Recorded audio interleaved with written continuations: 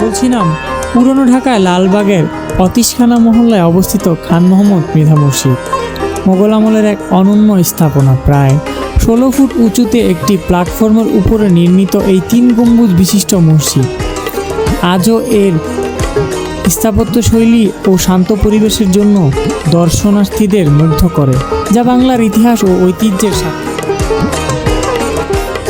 পুরনো ঢাকার ব্যস্ত গলির আড়ালেই মোগল স্থাপত্যের এক অনন্য নিদর্শন খান মোহাম্মদ মৃধা মসজিদ।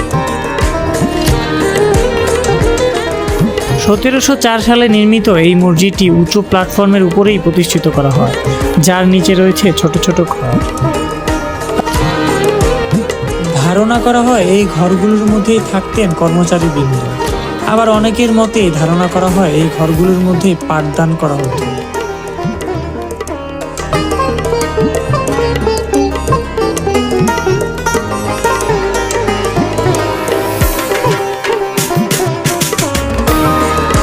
প্রায় 100 বছরের পুরনো এই ঐতিহ্য।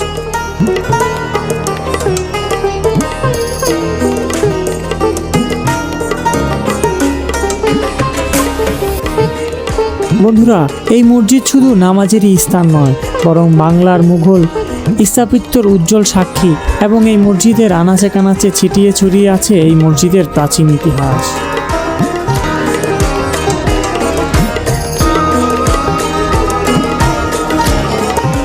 বন্ধুরা, এখন যেই সমাধিটি দেখতে পাচ্ছেন, এই সমাধিটি ঘিরে রয়েছে নানা লোকমুখ কথা। কেউ বলছেন এটি চীনের কবর, কেউ বলছেন এটি মসজিদের খাদেমের কবর। সঠিক তথ্য কেউই দিতে পারছে না, নেই কোনো নাম ফলক। যদি আপনারা কেউ জেনে থাকেন তাহলে অবশ্যই কমেন্টে জানাবেন।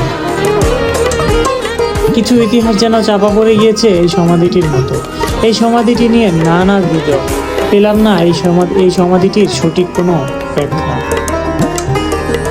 কালের সাক্ষী হয়ে এখনো গৌরবে দাঁড়িয়ে আছে এই প্রাচীন নিদর্শন, যা আমাদের মুগ্ধ করে।